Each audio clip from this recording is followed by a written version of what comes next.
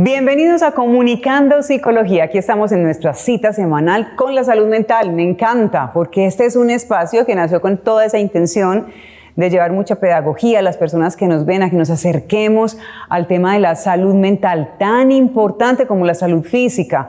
Hoy vamos a desarrollar un tema muy interesante con una gran invitada a quien voy a saludar en este momento. Ella es Gina Paula Cuartas Montoya, doctora en psicología con mucha formación en todo el tema de las neurociencias, y para mí un gusto, un placer enorme tenerla aquí. La saludamos. Gina, ¿cómo estás? Sandra, muy buenos días, muchísimas gracias por acompañarme en este espacio para estar con nuestros televidentes. Gracias a ti, Gina, y sobre todo porque planteamos un tema de mucho interés que además se presta para muchas confusiones en el diagnóstico y finalmente redunda en consecuencias para las personas que consultan, los pacientes, los consultantes, y es el trastorno límite de personalidad, también conocido como borderline. Hablemos de este trastorno, Gina, ¿y qué pasa? ¿Con qué otros trastornos se suele confundir? Bueno, sí, hoy más que nunca, después de pandemia, se han encontrado que definitivamente los índices de prevalencia e incidencia del comportamiento suicida se han aumentado. Y hemos encontrado entonces que existe unos malos diagnósticos. Por lo general, el trastorno límite de personalidad es confundido por el trastorno bipolar. ¿Por qué? Porque definitivamente es unos comportamientos erráticos en los cuales encontramos el comportamiento suicida presente dentro del trastorno.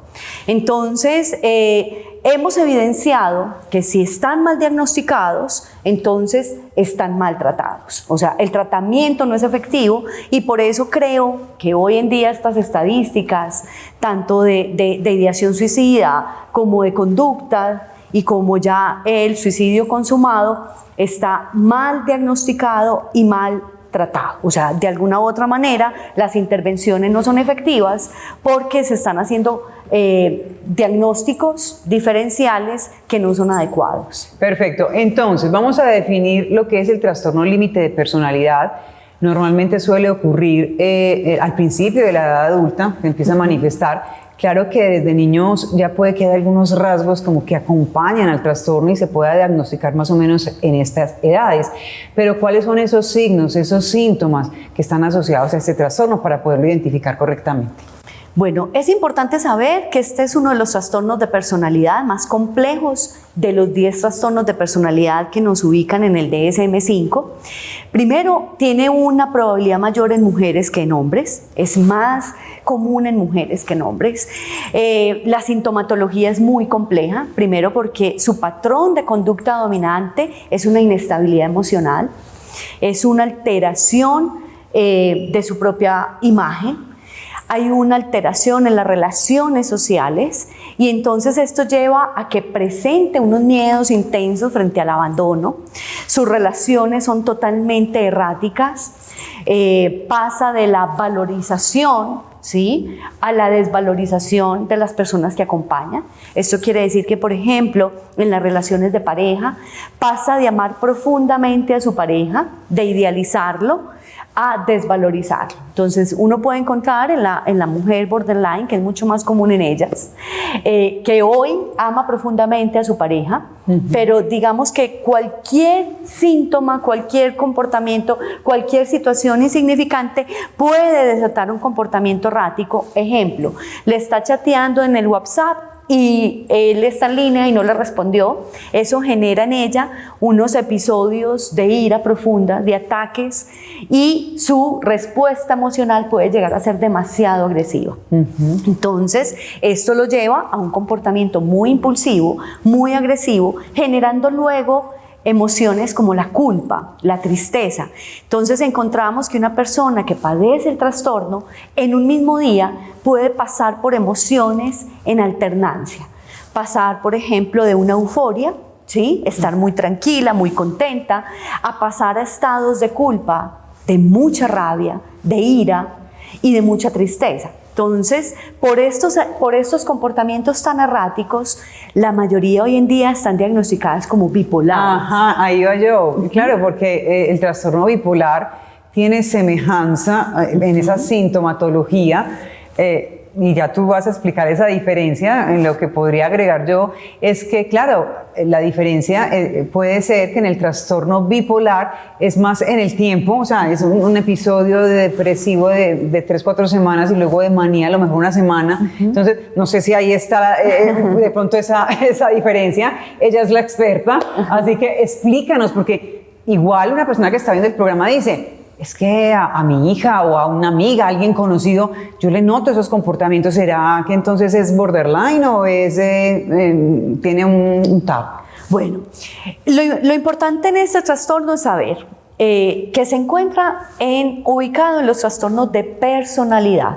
Entonces allí lo primero que tenemos que saber es que definitivamente puede existir, ¿sí?, una complejidad porque hay varias áreas involucradas. Por ejemplo, encontramos que la afectividad presenta una alteración en la afectividad. Pasa muy fácilmente del afecto, de sentir mucho amor por alguien, ¿sí?, a sentir estados de rabia y de ira hacia alguien. Entonces hay una alteración a nivel del afecto. Hay una alteración a nivel cognitiva. Entonces está alterado esa visión de sí misma, del otro y del mundo.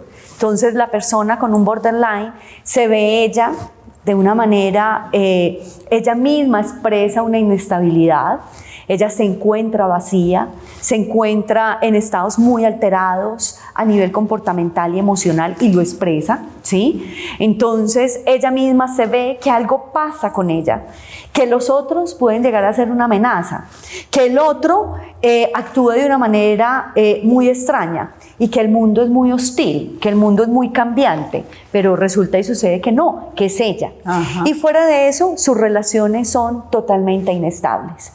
Hoy tú eres mi mejor amiga, pero si hoy no me contestas, pasas de ser la mejor amiga a la peor amiga, ajá, ¿sí? A la enemiga porque no estuviste, porque no estás pendiente de mí, porque es que tan linda que eres. Pero entonces ella en el transcurso del día, por decir algo, tuvo un conflicto con su pareja.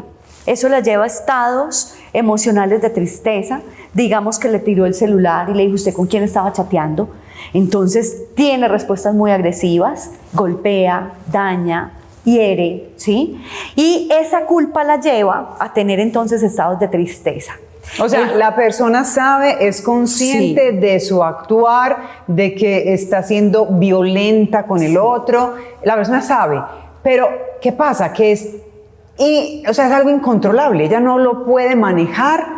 ¿O qué pasa ahí? Porque es que ahorita decías algo bien interesante, es un trastorno de personalidad. Sí. Y muy importante aquí explicar a nuestros televidentes que la personalidad tiene dos componentes muy importantes, que son el temperamento y el carácter, ¿cierto? Y el temperamento es eso que traemos de cuando, o sea, todo lo que viene ahí de manera genética, ¿cierto? Sí. Y el carácter lo formamos con el tiempo, o sea, que son trastornos, estos trastornos de personalidad, como el que hablamos hoy, que tienen un componente genético también. Excelente el aporte que haces. Primero, es importante saber, el trastorno límite de la personalidad es el trastorno más complejo de los 10. Primero, porque el diagnóstico es muy complejo, ¿sí? Entonces, si está mal diagnosticado, la intervención va a ser probablemente inadecuada. 2, porque es uno de los trastornos que tiene un componente genético, ¿sí? Con una carga genética bastante alta. Por consiguiente, sí se pueden tener partes del componente del temperamento heredados.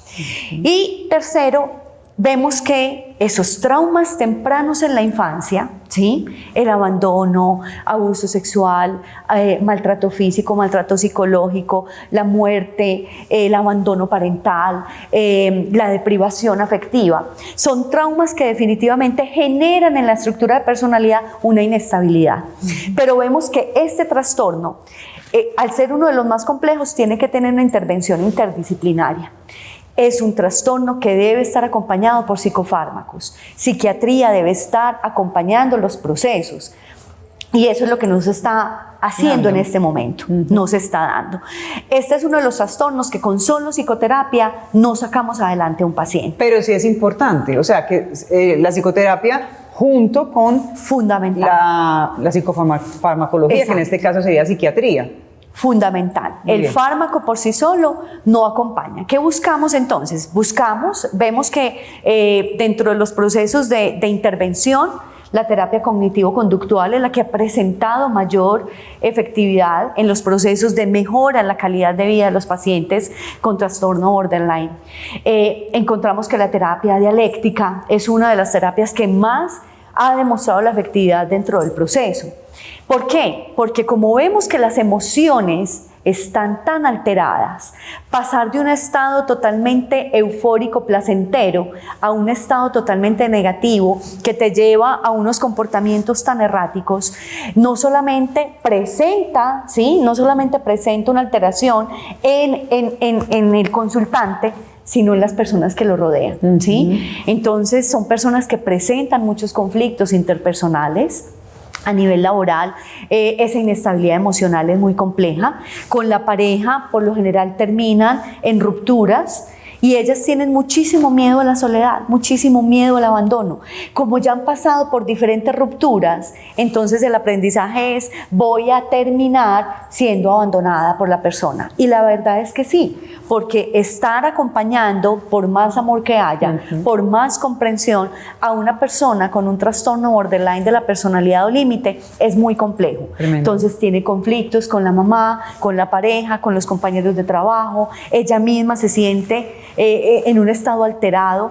Entonces encontramos que dentro de todos los trastornos, esta persona sufre mucho, tiene un malestar subjetivo, presenta ansiedad, presenta depresión, presenta trastornos del sueño muy graves. O sea, está asociado con otros trastornos. Sí. Una cosa interesante, Gina, y que me gustaría que tratáramos acá con respecto a este trastorno, es que la persona que lo padece, ahorita lo decía, es consciente, pero se le sale como del control.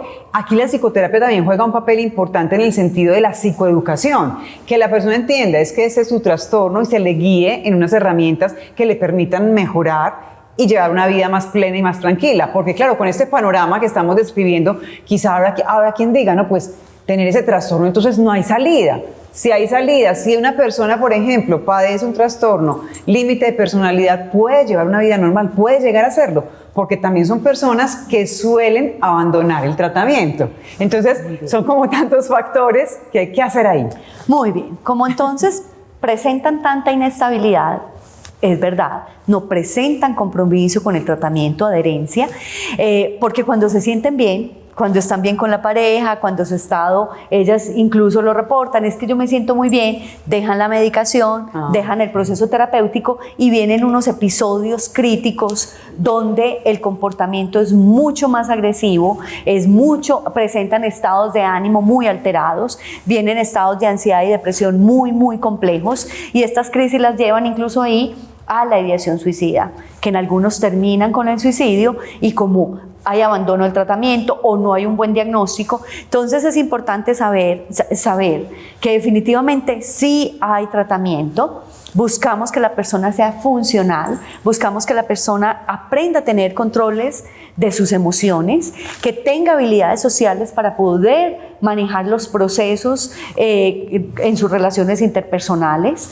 Encontramos entonces que las terapias llevan a, primero, aprender a gestionar sus emociones. Vamos a hacer una cosa, Gina, vamos a dejarlo ahí porque tenemos que hacer una pausa muy breve y nos vas a contar después del corte cómo entonces hacer ese tratamiento, qué es lo más adecuado para que las personas que de pronto se están sintiendo identificadas con el tema que traemos hoy, pues busquen ayuda, porque siempre hay solución. O sea que ya volvemos.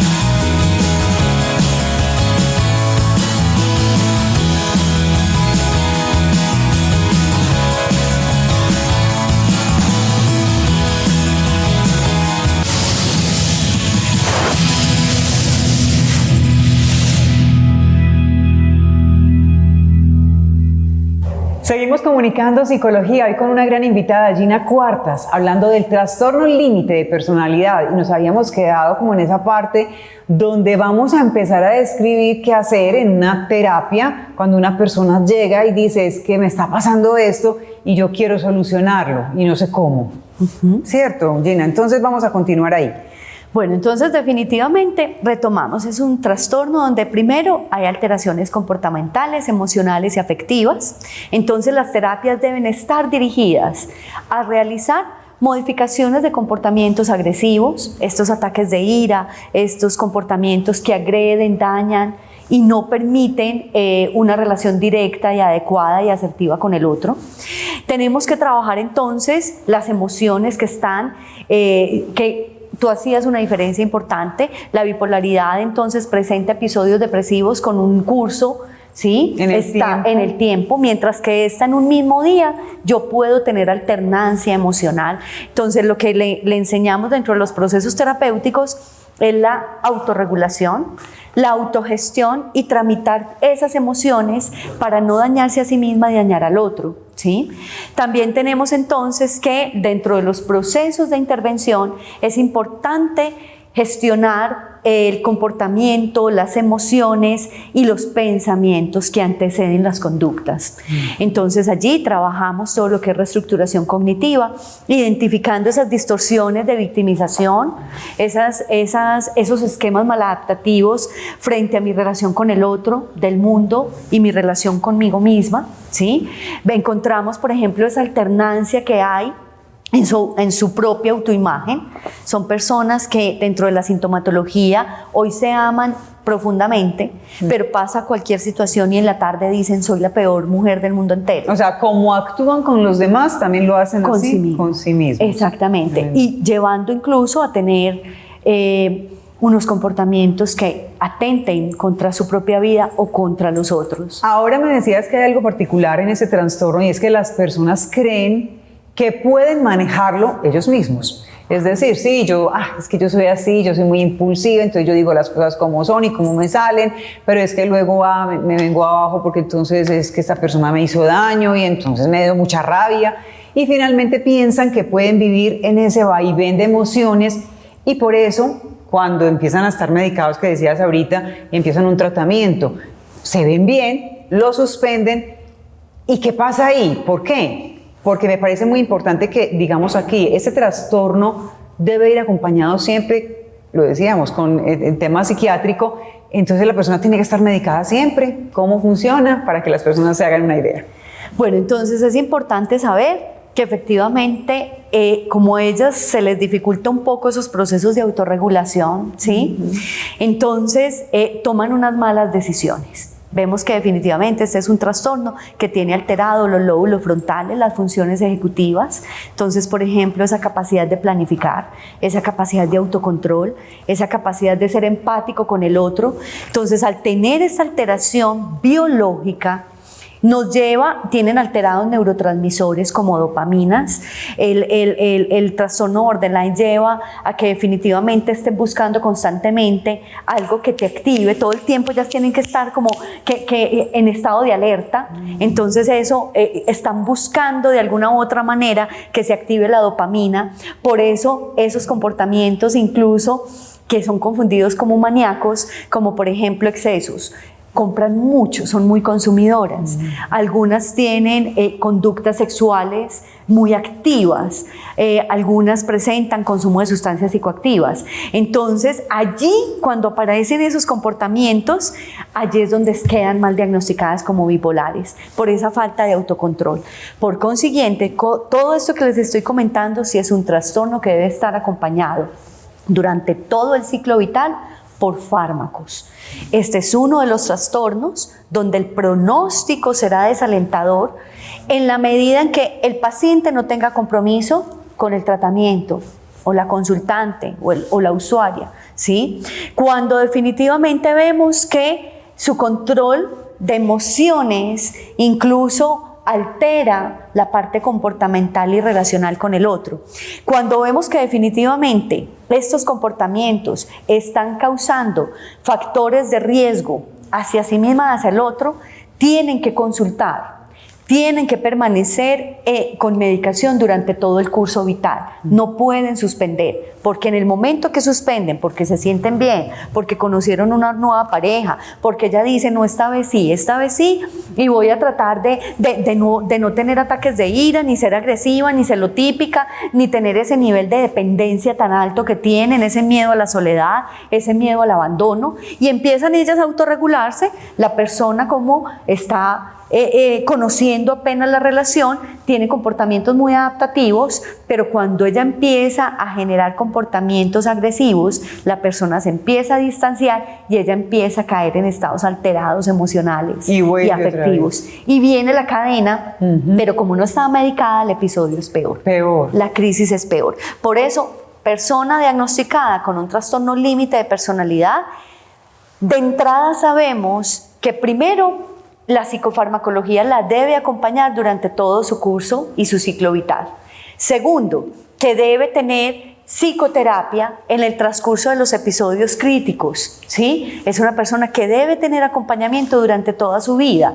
Entonces, ¿pueden llegar a ser muy funcionales? Sí. ¿Cuándo? Cuando usan el fármaco, cuando consultan, cuando tienen una red de apoyo, cuando se hace psicoeducación, no solamente a ella, sino a las personas que la rodean, cuando empezamos a que ella utilice esas herramientas de intervención frente a estos comportamientos, frente a estas sensaciones de vacío, de angustia, de ansiedad, de depresión, de ira, estos comportamientos que llevan a un control de impulsos exacerbado, entonces no son capaces de controlar la impulsividad.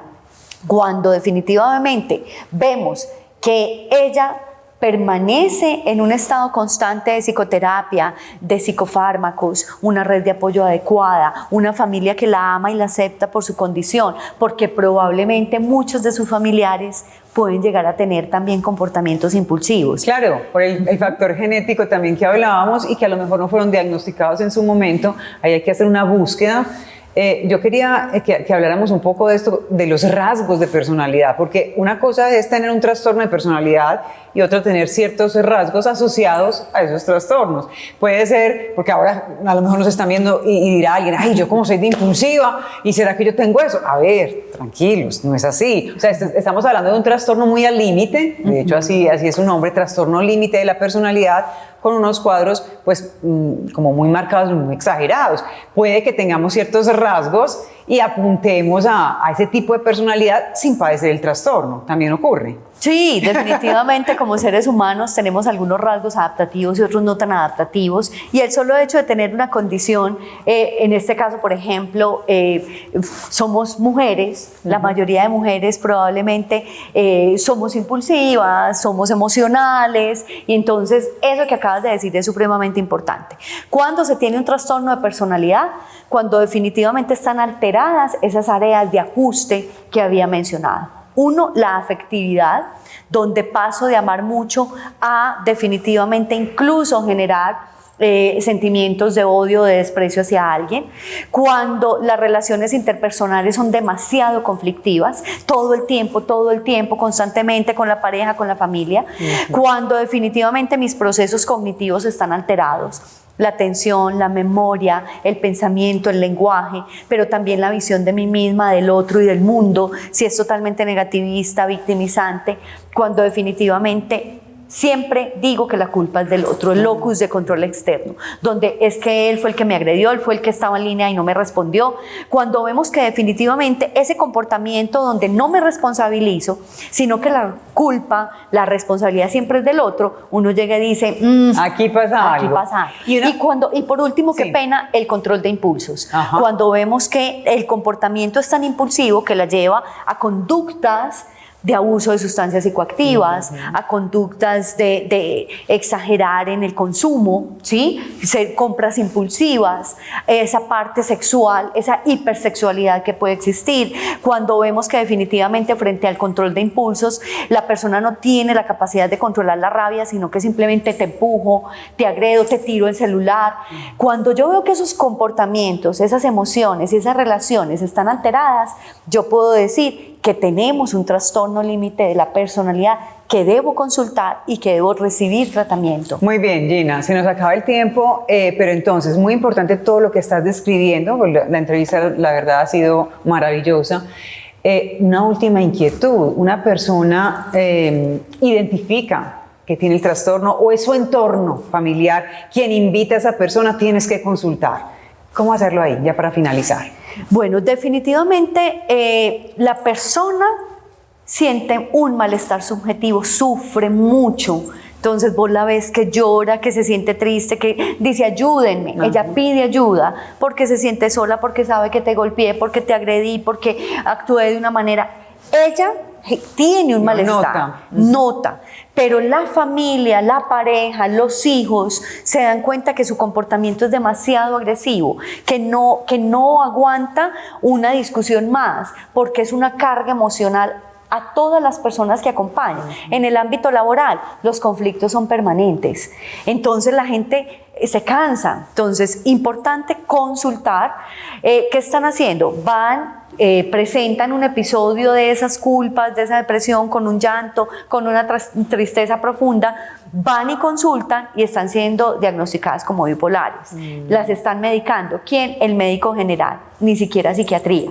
Entonces, lo primero es tener presente que este es un asunto que debe ser tratado por psicología, psiquiatría, en algunas ocasiones por un trabajador social, ¿sí? Y en otras ocasiones también debemos mirar qué equipos interdisciplinarios acompañen, ¿sí? Entonces, hay veces incluso en terapia ocupacional los ayudan a que dentro de su mismo proceso, ellos son muy creativos, ellos pueden llegar a tener una posibilidad maravillosa laboral, pero por sus mismas condiciones, ellos mismos se empiezan a aislar, ellos mismos empiezan a tener temor de comprometerse en el ámbito laboral, a limitarse, a comprometerse en el ámbito social, afectivo, y ellos mismos empiezan a automedicar, ellos mismos dicen, no, es que yo sé que me está pasando algo, pero no sé qué es, no, es que en depresión me tomé este fármaco que me habían recetado a los 15 años.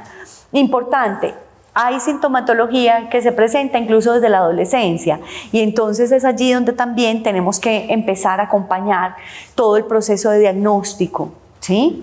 Perfecto. Gina, un gusto. Yo creo que nos podíamos quedar aquí hablando muchísimo tiempo. Desafortunadamente se nos acaba, pero yo creo que tendremos oportunidad de compartir más estos espacios de Comunicando Psicología. Gracias por estar con nosotros. Ay, no, a ustedes muchísimas gracias. Un espacio maravilloso para que hablemos de esto que nos importa tanto y es la salud mental de todos y para todos. Así es. Gina Cuartas, doctora en Psicología, especialista en toda esa ciencia cognitiva tan interesante. Pues ya saben, ahí han estado apareciendo sus redes sociales, su correo electrónico. Y pues una mujer encantadora. Y todos ustedes, muchas gracias por estar aquí y compartir también. La idea es seguir aprendiendo en este espacio de salud mental. Nos vemos en una nueva ocasión.